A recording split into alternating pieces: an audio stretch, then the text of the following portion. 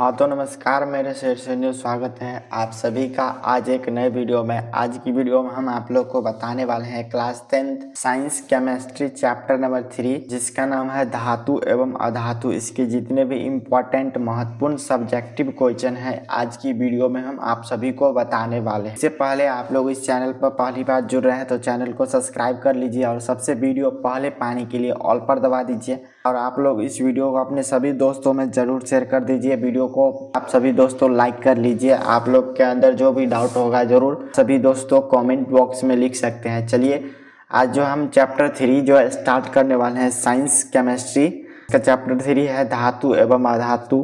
चलिए हम इम्पोर्टेंट महत्वपूर्ण जो भी सब्जेक्टिव प्रश्न है लगभग जो है इस वीडियो में के आसपास जो है 30 के आसपास सब्जेक्टिव क्वेश्चन को देखने वाले हैं। तो चलिए हम फर्स्ट क्वेश्चन देखते हैं। आपके स्क्रीन पर जो है सबसे पहला क्वेश्चन है, देख सकते हैं।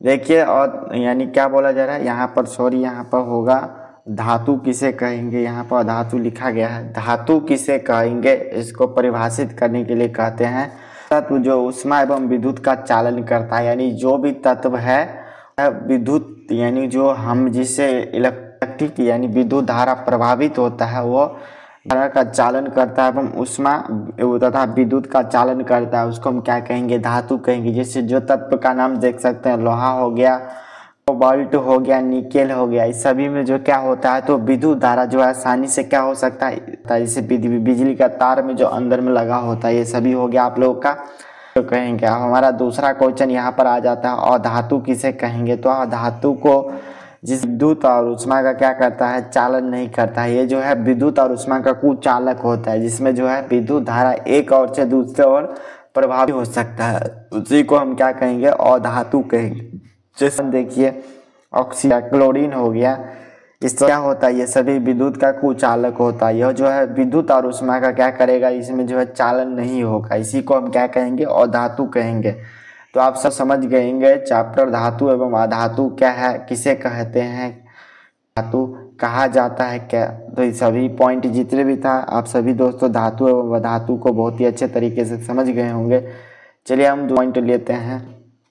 आप सबों के बीच देख सकते हैं तीसरा क्वेश्चन है धातु के जो है भौतिक गुण को लिखने के लिए।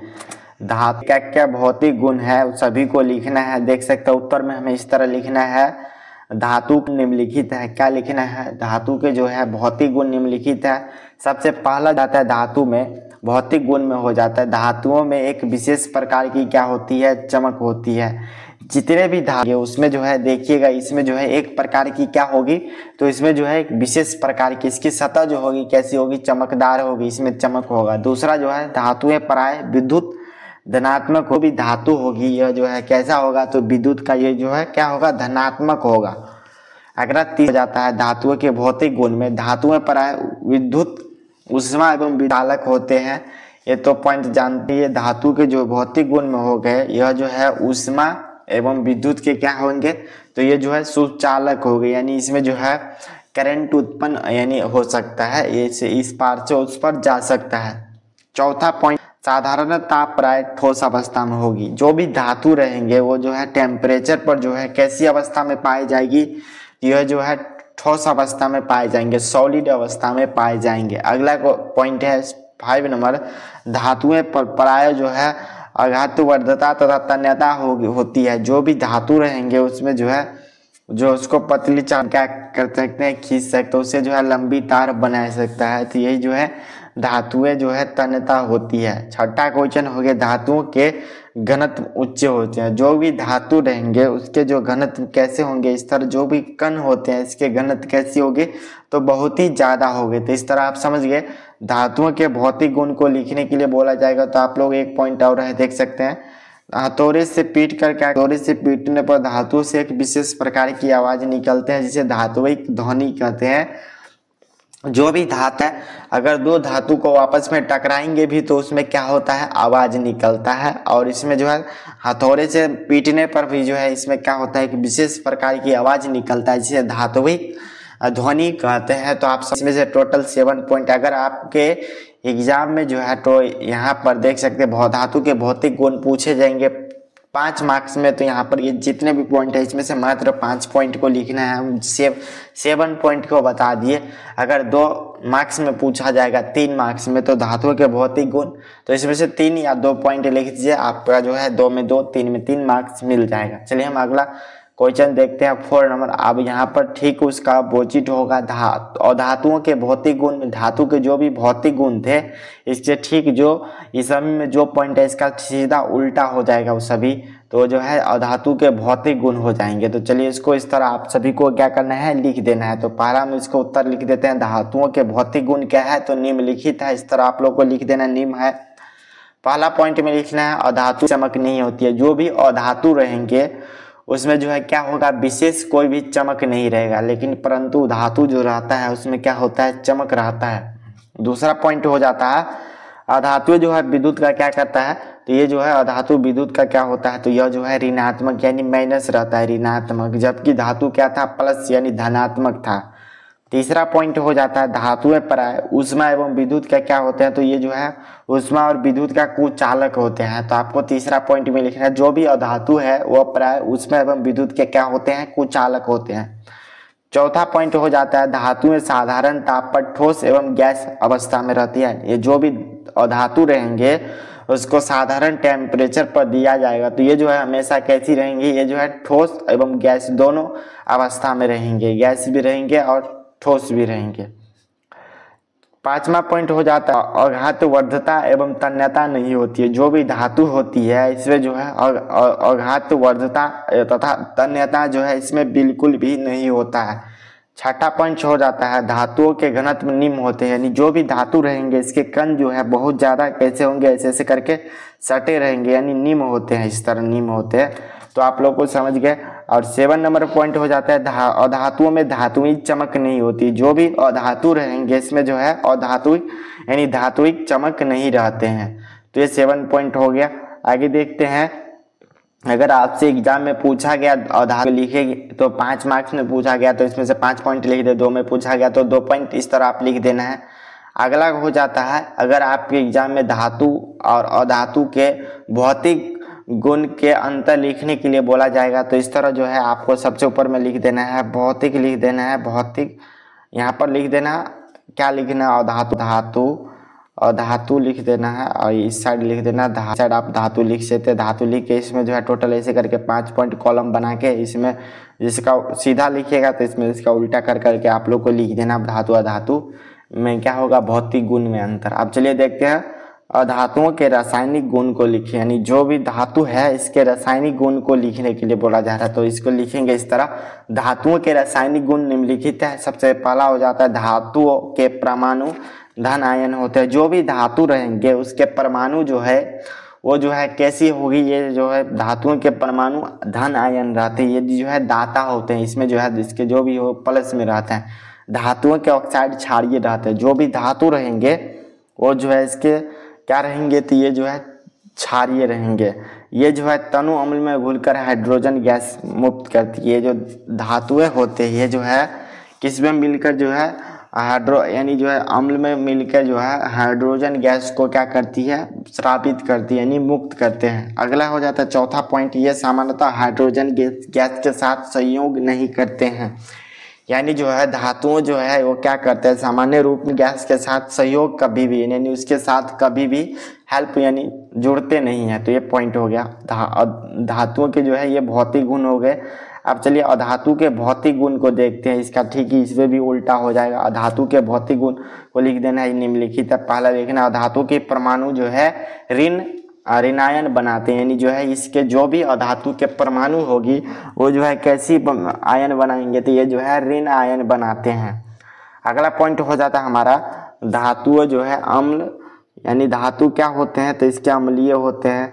और दूसरा पॉइंट हो जाता है तीसरा, ये जल से अभिक्रिया करके अम्ल बनाते हैं। जो भी अधातु रहेंगे वो जो है सीधे जल के साथ अभिक्रिया करेंगे और क्या का निर्माण कर देंगे, तो अम्ल का निर्माण कर देंगे। चौथा पॉइंट, ये सामान्यतः तनु अम्ल से अभिक्रिया नहीं करते हैं। वो जो है धातु क्या करते थे, ये अम्ल के साथ तनु अम्ल के साथ अभिक्रिया करते थे, लेकिन जो है अधातु तनु अम्ल के साथ अभिक्रिया नहीं करते हैं। पांचवा पॉइंट हो जाता है ये हाइड्रोजन के साथ सहयोग करके सहसंयोजक हाइड्राइड बनाती है, यानी जो भी अधातु है वो जो हाइड्रोजन के साथ वो जो धातु था, बल्कि जो है अधातु हाइड्रोजन के साथ संयोग करके संयोजक हाइड्रेट बनाता है। राइट आंसर आप लोग का हो गया 5 पॉइंट में। आप चलिए अगला पॉइंट देख लीजिए। 7 नंबर क्वेश्चन है, देखिए रासायनिक गुण आधार पर धातु और धातु में अंतर लिखना है। यहीं पर यह भी क्वेश्चन आ सकता है। यहाँ पर भौतिक, यहाँ पर लिख देगा भौतिक गुण के आधार पर धातु और धातु में अंतर स्पष्ट करें। यहाँ पर क्वेश्चन पूछा गया रासायनिक गुण के आधार पर धातु और धातु में अंतर स्पष्ट करे। तो ऊपर के जो है भौतिक गुण दो बताए हैं, धातु के रासायनिक गुण, एक ये पॉइंट हो गया, ये जो है देख सकते हैं धातु के रासायनिक गुण, एक हो गया धातु के रासायनिक गुण हो गया इस तरह। तो यहाँ पर क्या करना है, इस दोनों को आप लोग को 2 कॉलम बनाना है। इस तरह जो है 2 कॉलम बनाना है, इस तरह 2 कॉलम बना के टोटल इसमें 5 कॉलम बना देना है। इस तरह कॉलम बना देना, ऊपर में लिख देना है भौतिक रासायनिक गुण पूछा जाए धातु, दूसरा इस साइड लिख दीजिए अधातु, अधातु हो गया। इसमें पहला पॉइंट दीजिए, दूसरा पॉइंट दीजिए, तीसरा पॉइंट दीजिए, चौथा पॉइंट दीजिए। इस तरह जो है टोटल पॉइंट 5 पॉइंट दे के इसमें लिखिए धातु का सीधा बात, इसमें लिखिए उसका उल्टा, इसमें सीधा इसका उल्टा। इस तरह 5 पॉइंट बना के अपने से क्या कर देना है, लिख देना है। तो चलिए ये समझ गए होंगे क्वेश्चन को। अगला 8 नंबर हमारा क्वेश्चन हो जाता है मिश्र। यहाँ पर धातु क्या होते हैं, 2 मिश्र धातु के क्या करना है, यहाँ पर नाम बताना है। तो मिश्र धातु किसे कहेंगे, तो देखिए 2 या 2 से, यहाँ पर 2 या 2 से अधिक धातु अथवा एक धातु एक साथ अधातु का समांगी मिश्रण मिश्र धातु कहलाता है। यानी जो है 2 या 2 से अधिक धातुएं अथवा एक धातु एवं एक अधातु। यहाँ पर समझिए इस पॉइंट को, अगर 2 यानी एक से ज़्यादा धातु रहेंगे वो भी हो सकता है, यानी अथवा में एक धातु रहेगा, एक धातु प्लस एक अधातु रहेगा। इस तरह जो है इस दोनों के समभागी मिश्रण को हम क्या कहेंगे, मिश्र धातु कहेंगे। सिंपल भाषा में समझिए, 2 या 2 से अधिक धातुओं के समभागी मिश्रण को मिश्र धातु कहेंगे। एक और परिभाषा हो सकता है, एक धातु एवं एक अधातु के समभागी मिश्रण को हम मिश्र धातु कहते हैं। जैसे एग्जाम्पल के तौर पर समझिए पीतल और क्रासा जो है, क्रासा ये जो है 2 मिश्र धातु है। तो आप लोग को एग्जाम्पल में लिख देना है। चलिए आगे आप देखिए 9 नंबर क्वेश्चन हो जाता है तन्यता से आप क्या समझते हैं, उत्तर में लिखना है। तो सामान्यतः धातु के पतले तार खींचे जा सकते हैं। धातु के इसके गुण को तन्यता कहा जाता है। यानी जो भी धातु रहेंगे उसको जो है पतली तार के रूप में खींचेंगे। इसी प्रक्रिया को जो हम क्या कहते हैं, तन्यता कहते हैं। अब जब हम थ्योरी का वीडियो में समझा रहे थे, वहाँ पर से समझाए थे 1 ग्राम जो सोना होता है, 1 ग्राम गोल्ड होता है, उसको जो है 2 किलोमीटर खींच के 2 किलोमीटर का क्या किया जा सकता है, तो तार बनाया जा सकता है। तो तन्यता को आप लोग समझ गए। चलिए आगे देखिए, अघात वर्धता से आप क्या समझते हैं, अघात वर्धनता से क्या समझते हैं। चलिए इसको हम लिखते हैं, यहाँ पर आप लोग को लिख देना है, उत्तर देके लिखना है। प्रायः धातु को पीटकर एक चादर के रूप में बनाया जा सकता है। इसी गुण को जो है अघात वर्धता कहेंगे। जो भी धातु रहेंगे उसको जो है एक पतली चादर के रूप में जैसे देख सकते हैं आप लोग, जो लोहा होता है उसको जो है पीट कर जो उससे बहुत सारे सामान बनाया जाता है। जैसे लोहे की ही वस्तु प्राप्त किया जाता है। जैसे वहाँ पर हो गया, बहुत चीज़ हो गया, उससे प्राप्त किया जाता है। उससे चादर, घर के ऊपर जो चादर दिया जाता है वो सब प्राप्त किया जाता है। बहुत सारी चीज़ लोहा से बहुत सारे चीज़ प्राप्त किया जाता है। तो इसी को जो है अघात वर्धता के नाम से जानते हैं। यानी धातुओं को पीट कर जो है पतली चादर के रूप में बनाया जाता है। इसी गुण को जो है अघात वर्धनता कहते हैं। राइट आंसर आप लोग 10 का समझ गए। चलिए हम आगे बताते हैं, सोडियम धातु को केरोसिन के टोल में डुबो कर क्यों रखा जाता है। इस क्वेश्चन का जवाब जो है जब हम थ्योरी का वीडियो समझा रहे थे उस समय बताए थे, सोडियम और पोटेशियम धातु को जो है केरोसिन के तेल में जो है क्यों डुबो के रखा जाता है। तो इसका आंसर देखिए, अधिक क्रियाशील होने के कारण जो भी होता है, सोडियम और पोटेशियम जो है बहुत ही ज़्यादा क्रियाशील धातु है। इसको जो है खुले स्थान यानी वायु की उपस्थिति पर छोड़ देगा तो इसमें जो है तुरंत क्या होता है, इसमें आग पकड़ लेता है। इसी से बचने के लिए जो है इसको क्या करता है, केरोसिन के तेल में डुबो कर रखा जाता है ताकि उसमें जो है आग ना पकड़े, इसीलिए जो है इसको रखा जाता है। तो इसको सुनिए, अधिक क्रियाशील होने के कारण सोडियम धातु वायु की उपस्थिति में ऑक्सीजन से क्रिया करके जलने लगता है, इसीलिए जो है इसको केरोसिन के तेल में डुबो कर रखा सकता है। सोडियम भी उठाता है और इसी के साथ पोटेशियम दोनों को रखा जाता है, दोनों धातु जो है तुरंत ये जलने लगते हैं। अगला क्वेश्चन हो जाता है 12 नंबर, उभयधर्मी ऑक्साइड क्या क्या होते हैं? तो उभयधर्मी ऑक्साइड जो अम्लीय और क्षारीय दोनों गुण होते हैं उसे हम उभयधर्मी ऑक्साइड के नाम से जानते हैं। वो ऑक्साइड जो अम्लीय भी होते हैं और क्षारीय दोनों गुण होते हैं उसी को हम क्या कहेंगे? उभयधर्मी ऑक्साइड के नाम से जानते हैं। जैसे Al2 हो गया प्लस O3, ये जो है अभिक्रिया करेंगे तो ZNO जो है हमें क्या होगा? प्राप्त हो, AlZNO इस तरह प्राप्त होगा। तो ये जो है हमारा क्या हो जाता है? उभयधर्मी ऑक्साइड के उदाहरण हो गए।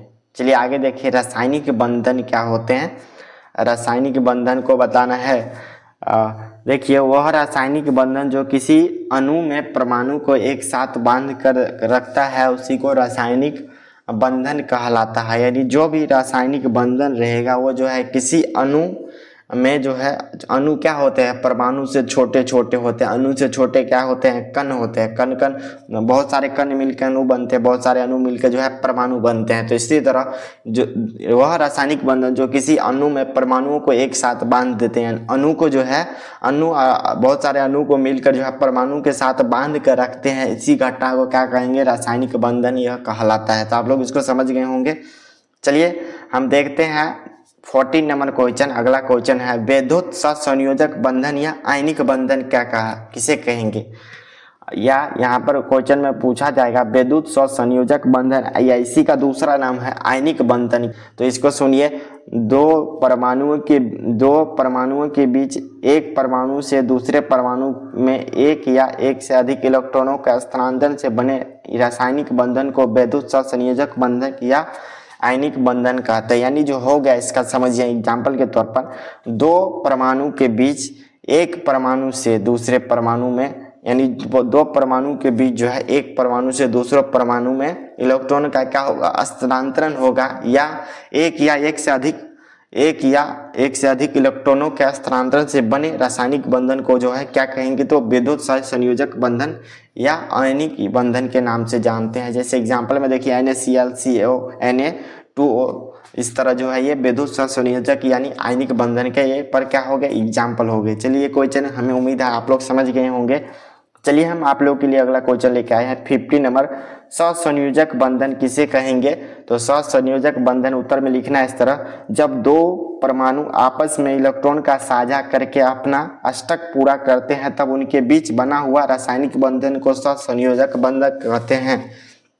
यहाँ पर समझने की बात है, जब दो परमाणु आपस में जो है इलेक्ट्रॉन का साझा करके, यानी जो है अपना इलेक्ट्रॉन अगर दे रहा है उसका इलेक्ट्रॉन बढ़ रहा है तो वो ले रहा है, इस तरह जो है दोनों एक दूसरे से साझा करके आदान प्रदान करके जो है अपना अष्टक, यानी जो है होता है ना इस तरह 2 8 8 इस तरह जो अष्टक नियम होता है, इस तरह अपना अष्टक नियम को पूरा करता है। उसी के बीच बना हुआ रासायनिक बंधन को हम जो है इसी दोनों के बीच जो बॉन्ड बना है, इसी दोनों के बीच जो है, जैसे दोनों के बीच बॉन्ड बना है, इसी बॉन्ड को क्या कहेंगे? रासायनिक बंधन के सहसंयोजक बंधन कहलाता है। जैसे एग्जांपल के तौर पर देखिए H2O2 हो गया, N2 हो गया, CH4 हो गया, इस तरह इत्यादि और सारे बहुत सारे तत्व है। तो सहसंयोजक बंधन आप लोग समझ गए। चलिए हम अगला क्वेश्चन बताते हैं, खनिज किसे कहेंगे? देख सकते हैं जो भी क्वेश्चन ली है बहुत ज़्यादा इम्पोर्टेंट क्वेश्चन है। ये सभी क्वेश्चन जो है पिछले एग्जाम में बहुत सारे क्वेश्चन पूछे गए हैं और इसमें बहुत सारे क्वेश्चन ऐसे भी हैं जो आपके बोर्ड एग्जाम में डायरेक्ट देखने को मिलेगा। तो आप लोग इस वीडियो को बहुत ही अच्छे तरीके से देखिए। अभी तक वीडियो को लाइक नहीं किए हैं तो जरूर वीडियो को लाइक कर लीजिए और इस वीडियो को अपने सभी दोस्तों में जरूर शेयर कर दीजिए। खनिज किसे कहते हैं? तो इसको बताना है, पृथ्वी की परत पर पाए जाने वाले धातु युक्त ठोस पदार्थ को हम क्या कहेंगे? खनिज। भी धातु युक्त ठोस पदार्थ पाए जाते हैं इसी को जो है सिंपल भाषा में खनिज कहते हैं। यही सभी तो खनिज है। इसको जो पहचानने के लिए बहुत सारे विधि द्वारा अलग अलग करके तब पता चलता है ये अलग, ये क्या है? सोना है, ये चांदी है, ये कोयला है, इस तरह जो है प्राप्त किया जाता है, डीजल पेट्रोल इस तरह। तो ये हो गया खनिज किसे कहेंगे। अब अगला पॉइंट हो, अगला हमारा 17 नंबर क्वेश्चन हो जाता है, अयस्क किसे कहेंगे? अयस्क किसे कहेंगे? ये जो है जिस खनिज में प्रचुर मात्रा में धातु पाए जाते हैं तथा जिसमें कम खर्चे में ही एवं सरलता से धातु प्राप्त की जा सकती है उसे हम अयस्क कहेंगे। अयस्क जो है यह एक प्रकार की क्या है? तो ये भी जो है एक प्रकार का विधि है, जो कि अयस्क जो है ये चमकी टाइप का ये होता है, छोटा छोटा चमकी टाइप का रहता है, जिसे खनिज में प्रचुर मात्रा में, जो भी खनिज रहेंगे जिसमें प्रचुर मात्रा में धातु पाए जाते हैं, बहुत अधिक मात्रा में क्या होते हैं, धातु पाए जाते हैं, तथा जिसमें कम खर्चा में ही एवं सरलता से धातु प्राप्त की जा सकती है। यानी जो है बहुत ही कम खर्चा में एवं सरलता, यानी बहुत ही सिंपल में जो है धातु प्राप्त की जा सकती है, उसी को हम क्या कहेंगे, अयस्क कहते हैं। तो चलिए क्वेश्चन भी समझ गए होंगे। चलिए हम आप लोग के लिए अगला क्वेश्चन ले गए हैं, 18 नंबर क्वेश्चन है, यानी 18 नंबर, गेंग किसे कहेंगे। ये भी जो है बहुत ज़्यादा इंपॉर्टेंट है आप लोग के लिए। तो देखना है, पृथ्वी की परत से प्राप्त अयस्क में कई प्रकार के अक्षानीय पदार्थ मिश्रित होते हैं, इसी पदार्थ को हम क्या कहेंगे, गेंग कहेंगे। यानी जो है खनिज से क्या प्राप्त हुआ, अयस्क से देखिए क्या प्राप्त हो रहा है, गेंग। यानी पृथ्वी की परत पर प्राप्त अयस्क में कई प्रकार की अक्षानीय, यानी जो है जिसको हम क्या कर सकते हैं, छान नहीं सकते हैं, उसी को अवक्षानीय बोलते हैं। तो इसमें बहुत सारे ऐसे पदार्थ होते हैं जिसको हम छान नहीं सकते, वो जो है मिश्रित रहता है, उसमें जो पदार्थ रहेगा उसी को क्या कहेंगे, गेंग के नाम से जानते हैं। तो चलिए क्वेश्चन आप लोग समझ गए होंगे। चलिए हम आगे क्वेश्चन बताते हैं आप लोग के लिए। 19 नंबर क्वेश्चन है, निष्पातन किसे कहेंगे, निष्पातन किसे कहेंगे। तो अयस्क को उच्च ताप पर वायु की उपस्थिति में उसके द्रव्यनांक से कम ताप पर गर्म करके धातु को उसे ऑक्साइड में परिवर्तित करने की प्रक्रिया को क्या कहेंगे, निष्पातन कहेंगे। इसको सिंपल भाषा में समझिए, जो भी हमारा अयस्क है उसको उच्च ताप पर वायु की उपस्थिति में, यानी बहुत ज़्यादा टेम्परेचर के ताप पर उसको हम क्या करेंगे, वायु यानी ऑक्सीजन की उपस्थिति में उसके द्रव्यनांक से कम ताप पर, यानी उसके जो टेम्परेचर डाल के उसके द्रव्यनांक रहेंगे उसको जो है बहुत ही लो, यानी कम टेम्परेचर पर, लो टेम्परेचर पर गर्म करके धातु को उसके ऑक्साइड में परिवर्तित करने की, यानी उससे हम अगर कम टेम्परेचर देंगे अयस्क को, तो वो जो द्रव्यनांक के कम ताप पर गर्म कर धातु जो उसमें प्राप्त होंगे उसी को उसे ऑक्साइड में परिवर्तित करने की प्रक्रिया को निष्पातन के नाम से जानते हैं। तो चलिए क्वेश्चन समझ गए होंगे। 20 नंबर हमारा क्वेश्चन है, भर्जन किसे कहेंगे। तो चलिए हम भर्जन को बताते हैं, भर्जन किसे कहेंगे। तो यहाँ पर देखिए, सल्फर अयस्कों को वायु की प्राप्त मात्रा में तीव्रता से गर्म करके धातु के ऑक्साइड में परिवर्तन करने की प्रक्रिया को भर्जन कहेंगे। यानी जो भी हमारा सल्फाइड अयस्कों को वायु की पर्याप्त मात्रा में, यानी वहाँ पर क्या होगा, वायु बहुत ही अधिक पर्याप्त मात्रा में हो, जिससे जितनी मात्रा लग रहा है उसकी मात्रा में तीव्रता से गर्म करके धातु ऑक्साइड में परिवर्तन करने की प्रक्रिया को क्या कहते हैं, भर्जन के नाम से जानते हैं। चलिए अगला क्वेश्चन नंबर देखिए, अगला क्वेश्चन हो जाता है हमारा, अमलगम किसे कहेंगे। तो अमलगम किसे कहेंगे, तो देखिए साधारण रूप से जो है अमलगम का उपयोग जो है सोना को धोने के लिए या पहचानने के लिए हम क्या करते हैं, अमलगम का उपयोग करते हैं। देखिए, दो धातुओं का ठोस मिश्रण जिसमें एक धातु पारा या मरकरी हो, इसी को क्या कहेंगे, अमलगम कहेंगे। यानी दो धातु ठोस मिश्रण में रहेंगे, जो धातु जो है दो धातु आपस में ठोस मिश्रण रहेंगे, जिसमें से एक धातु क्या आ जा सकता है, पारा, या उसी का दूसरा नाम मरकरी है वो हो, तो इसी को क्या किस नाम से जानते हैं, अमलगम के नाम से जानते हैं। तो चलिए क्वेश्चन भी आप लोग को बहुत ही आसान लगा होगा। ये सभी क्वेश्चन 2-2 मार्क्स में पूछा जाएंगे, तो आप लोग सिंपल में लिख देना है। आप सभी को पता ही होगा हमारा जो NCERT साइंस है उससे बहुत ही ज़्यादा कम प्रश्न पूछा जाता है, जो प्रश्न में दिया जाता है उससे बहुत ही कम प्रश्न पूछा जाता है। इसका जो प्रश्न है बीच से जो भी आपके थ्योरी समझाया गया, पॉइंट लिया गया, उससे जो है क्वेश्चन बना के क्वेश्चन पूछे जाते हैं। तो चलिए उसी पॉइंट सब से हम क्या किए हैं, क्वेश्चन बनाए हैं। अगला 22 नंबर क्वेश्चन है, धातु कर्म किसे कहते हैं। तो अयस्क से धातु का निष्कर्षण तथा उसका परिष्करण कर उपयोगी बनाने की प्रक्रिया को हम धातु कर्म कहते हैं। यानी जो भी धातु अयस्क रहेंगे उससे धातु का निष्कर्षण, यानी धातु का निकालना और परिष्करण करके उपयोगी बनाने, यानी उसे निकाल के छांट उठ कर जो भी बचेगा उसकी बनाने की प्रक्रिया को ही क्या कहेंगे, धातु क्रम कहेंगे। तो ये क्वेश्चन आप समझ गए होंगे। चलिए हम आगे क्वेश्चन बताते हैं। हमारा 23 नंबर क्वेश्चन हो जाता है, निष्पादन और भर्जन में अंतर स्पष्ट करें। तो देख लीजिए क्वेश्चन भी इम्पोर्टेंट है। निष्पादन और भर्जन में अंतर लिखना है।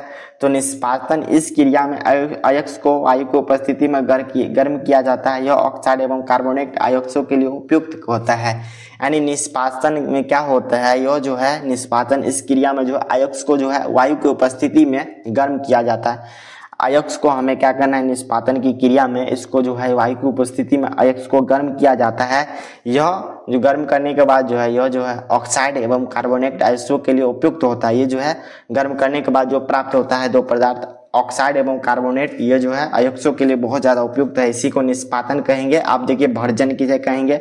इस प्रक्रिया में जो है अयस्क को वायु की उपस्थिति में गर्म किया जाता है। यह सल्फाइड अयस्कों के लिए प्रयुक्त होता है। अगर इसको जो है वायु की उपस्थिति में भर्जन को अयस्क को भर्जन में देखिए विधि में अयस्क को जो है वायु की उपस्थिति में गर्म किया जाता है तो इसमें जो है क्या निकलता है, तो ये जो है सल्फाइड अयस्कों के लिए प्रयुक्त होता है। तो यही होता है निष्पादन और भर्जन में, ये दो अंतर है, देख लीजिए। आगे देखिए 24 नंबर, खनिज और अयस्क में आप बोला जा रहा है अंतर बताने के लिए। तो प्राकृतिक में पाए जाने वाले धातुओं के यौगिक खनिज कहे जाएंगे। यानी पृथ्वी पर जो भी पाए जाने वाले धातुएं हैं उसको क्या कहेंगे, उसको खनिज कहते जाते हैं। कुछ धातुओं में जो है, कुछ खनिज में धातुओं की मात्रा कम होता है तो कुछ में क्या होता है, अधिक होता है, यानी ज़्यादा होता है। यहीं पर अयस्क किसे कहेंगे, जिस खनिज में प्रचुर मात्रा में धातु विद्यमान होता है हो तथा जिसमें कम खर्चा में ही सरल एवं सरलता है, उसी को अयस्क कहेंगे। सभी अयस्कों में धातु की मात्रा क्या होती है, प्रचुर मात्रा में रहती है, यानी समान मात्रा में रहते हैं। तो आप लोग समझ गए होंगे खनिज और अयस्क में क्या अंतर होते हैं। तो चलिए हम अगला क्वेश्चन, आप 25 नंबर क्वेश्चन लेते हैं। एनोडीकरण किसे कहेंगे, एनोडीकरण को देना है उत्तर। तो लिखना इस तरह, एल्युमिनियम धातु को खुली हवा में छोड़ देने पर उसकी सतह पर उसके ऑक्साइड की एक परत बैठ जाती है। इसी परत के कारण एल्युमिनियम धातु का संसारण आगे रुक जाता है। इसी एल्युमिनियम पर मोटी ऑक्साइड की परत बनना ही एनोडीकरण कहलाता है।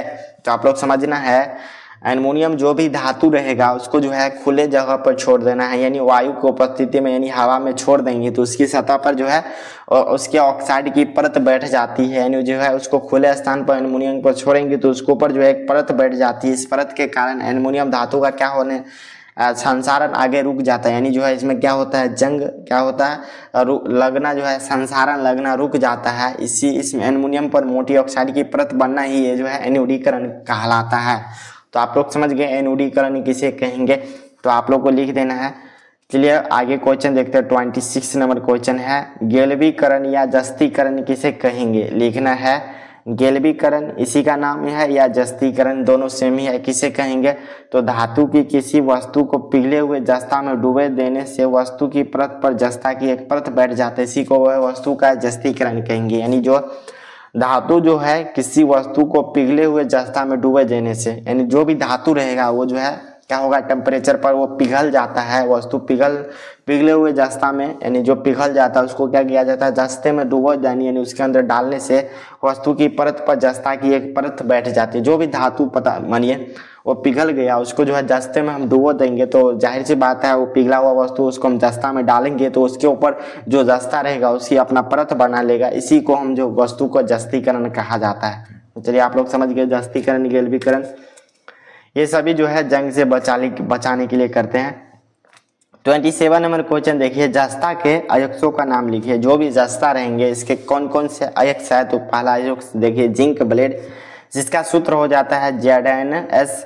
यहाँ पर अगला हो जाता है केलोमाइन, जिसका सूत्र होता है ZnCO3।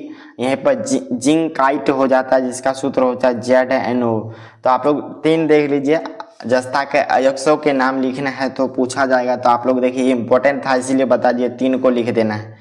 चलिए आगे देखिए, हमारा अगला क्वेश्चन हो जाता है 28 नंबर, ऐसा धातु का उदाहरण दीजिए जो है कमरे के ताप में द्रव अवस्था में पाया जाएगा। ये जो है क्वेश्चन है, देखिए क्वेश्चन, ऐसा धातु का उदाहरण दीजिए जो कमरे के ताप पर द्रव अवस्था में रहेगा। दूसरा प्रश्न है जिसे चाकू से आसानी से काटा जाएगा। तीसरा प्रश्न है उष्मा का सबसे अच्छा चालक होगा। चौथा हो जाएगा उष्मा का कुचालक होगा। यानी 4 क्वेश्चन है, इसका उत्तर देना है। तो सबसे पहला क्वेश्चन देखिए, ऐसे धातु का उदाहरण दीजिए जो कमरे के ताप पर द्रव अवस्था में पाया जाता है। वो धातु का नाम देख लीजिए यहाँ पर, जो धातु कमरे के द्रव अवस्था में पाया जाएगा वो धातु पारा हो जाएगा। दूसरा क्वेश्चन देखिए, चाकू से आसानी से काटे जा सकते हैं धातु का नाम लिखिए, तो सोडियम तथा बड़ा मुलायम धातु होता है, इसीलिए जो है हम चाकू से इसे काट सकते हैं। जब हम थ्योरी का वीडियो बता रहे थे तो उसमें भी बताए थे, तो आप लोग नहीं देखे हैं तो जरूर इसका लिंक जो है वीडियो के डिस्क्रिप्शन बॉक्स में डाल देंगे, साइंस का प्लेलिस्ट, वहां से देख सकते हैं। यहाँ पर अगला देखिए, उष्मा का सबसे अच्छा चालक होता है, तो सोना और चांदी जो है यह क्या होता है, तो उष्मा का बहुत ही अच्छा चालक होता है। चौथा हो जाएगा उष्मा का कुचालक, तो लेड और मरकरी जो है, लेड का ही नाम क्या होता है, एक और नाम है सीसा, ये जो है उष्मा का क्या होता है, तो कुचालक होता है। यहीं पर उष्मा का चालक की बात की जाए तो सोना चांदी हो जाएगा, जिसे आसानी से काटा जा सकता है, दो धातु सोडियम और पोटेशियम। ये जो है आपको ऑब्जेक्टिव में भी पूछा जा सकता है, तो आप लोग को याद रखना है, और सब्जेक्टिव में तो पूछा जाएगा ही। चलिए हम अगला क्वेश्चन देखते हैं। 29 नंबर क्वेश्चन है, संसाधन से बचने के लिए 3 विधियां को लिखना है, यानी जो है जंग से बचने के लिए जो हम क्या क्या विधि को अपना सकते हैं उसको लिखना है। तो सबसे पहला विधि हो जाएगा, लोकनी की 3 विधियां निम्नलिखित है, इस तरह लिख देना। पहला जो है यशद लेपन करके, यानी जो है उसके ऊपर यशद लेपन करके देख सकते हैं, यहाँ पर दूसरा हो जाएगा विद्युत लेपन करके, तीसरा एनोडीकरण। ये सभी को ऊपर पढ़िए डिटेल में, यानी यशद लेपन क्या है, विद्युत लेपन क्या है, एनोडीकरण क्या है, तो ऊपर के क्वेश्चन जब बता रहे थे उसको डिटेल में बता चुके हैं, तो आप लोग देख लीजिए। चलिए आगे हम बता रहे हैं, 30 नंबर क्वेश्चन है, देख सकते हैं। लोहे को जंग से बचाने के 2 उपाय को बताना है, यानी जो भी वस्तु रहेगा उसको जो है हम जंग से बचाने के लिए लोहे को जंग से 2 उपाय को लिखेंगे। तो यहाँ पर देख सकते हैं लिखना है, लोहे को जंग से बचाने के लिए लोहे की वस्तुओं पर पेंट करके, यानी जो पहला जो लिख देना है, लोहे से बचाने के लिए 2 कारण लिखना है। तो पहला लिख दीजिए, यहाँ पर बहुत सारे लिखे हुए हैं। पहला लिख देना है, बचने के लिए जो है सबसे पहले लोहे की वस्तुओं पर हम पेंट करके, यानी उसके ऊपर जो है कलर चढ़ा के पहला बचा सकते हैं जंग से। दूसरा उसमें तेल लगा के, यानी जो भी धातु रहेंगे अगर उसमें जंग लग रहा है तो उसको अगर हम तेल लगा देंगे तो वो भी बच सकता है। तीसरा जो है ग्रीस यानी ग्रीस लगा के उसको बचा सकते हैं, जो भी ग्रीस जो होता है जिससे जो है बहुत साइकिल वगैरह में डालता है, गाड़ी ट्रक ये सभी में जो ग्रीस डालते हैं उससे बचा सकता है। तीसरा यहाँ तीसरा हो गया। चौथा जो है एसिड लेपन करके, पांचवा क्रोमियम लेपन करके, छठा जो है एनोडीकरण या मिश्र धातु बनाकर आदि, ये सभी जो है जंग से बचने के लिए जो है उपाय हो जाते हैं। इसमें जो है लोहे का संसाधन रुक जाता है और लोहे की वस्तु बर्बाद होने से क्या हो जाता है, तो बच जाता है। ये सभी उपाय करते हैं तो जो है लोहे की वस्तु होगा उसमें जंग लगना बंद हो जाएगा। तो आप लोग इस क्वेश्चन को भी 30 नंबर क्वेश्चन को भी समझ गए होंगे। चलिए हम आगे क्वेश्चन लेते हैं। 31 नंबर क्वेश्चन, ये क्वेश्चन इंपॉर्टेंट है। देखिए, कैरेट सोना का क्या अर्थ होता है, यानी सोना जो होता है ये शुद्ध सोना नहीं होता है, इसमें जो है शुद्ध सोना होता है लेकिन इसमें कुछ मिक्स किया जाता है तभी जो है ये असली सोना बन पाता है। इसको समझिए। सबसे पहले शुद्ध सोने का कैरेट जो है कितना होता है, तो 24 कैरेट का होता है। जो भी हमारा शुद्ध सोना होता है उसमें जो है पूरे वो 24 कैरेट का होता है। इसमें यह काफी नर्म होता है। ये जो है 24 कैरेट होने के बावजूद यह जो है बहुत ज्यादा क्या होता है, नर्म होता है, मुलायम होता है। इसमें आभूषण बनाना जो है, अगर इसको आभूषण बनाएंगे तो बार बार क्या होगा, ये पिघल ही जाएगा। तो ये जो है आभूषण बनाने में क्या होता है, बहुत ज्यादा कठिन होता है। आजकल गहना बनाने के लिए जो है यानी अभी के समय में जो है जो भी सोना का गहना बनता है उसमें जो है 22 कैरेट की सोना की आवश्यकता है। अभी जो है वर्तमान में जो भी सोना चल रहा है उसमें जो है 22 कैरेट सोना की आवश्यकता पड़ती है, और 2 कैरेट जो उसमें तांबा और चांदी का मिक्स कर दिया जाता है, तभी जो है सोना जो होता है बन पाता है। तो आगे सुनिए, 22 कैरेट सोना थोड़ा कठोर होता है। इसमें जो है 22 भाग शुद्ध सोना और 2 भाग जो है तांबा और चांदी मिला जाता है, जिससे जो है 24 कैरेट का क्या हो जाता है, तो सोना हो जाता है। तो आप लोग इस क्वेश्चन को समझ गए होंगे बहुत ही अच्छे तरीके से। तो आप लोग को यह वीडियो कैसा लगा जरूर आप लोग कमेंट बॉक्स में लिखिए। आप लोग को इस वीडियो में जो भी डाउट होगा जरूर कमेंट बॉक्स में लिख दीजिए। और आप लोग अभी तक वीडियो को लाइक नहीं किए हैं तो जरूर लाइक कर लीजिए, ताकि बहुत ज़्यादा इस वीडियो सबको बनाने में मेहनत लगता है, तो इसके लिए आप जो है चैनल को सब्सक्राइब कर लीजिए। आपको ये सभी वीडियो देखने के बाद बेनिफिट हो रहा है तो आप लोग इस वीडियो को अपने सभी दोस्तों में ज़रूर शेयर कर दीजिए, ताकि उसको भी बेनिफिट हो, और उनको भी बोलिए चैनल को सब्सक्राइब कर लेने के लिए, ताकि जो है सबसे पहले वीडियो पाने के लिए जो है ऑल पर दबा दीजिए, ताकि सबसे पहले आप तक वीडियो पहुंच पाए। चलिए आप लोग से मिलते हैं नेक्स्ट वीडियो में, तब तक आप लोग पढ़ाई कीजिए। जय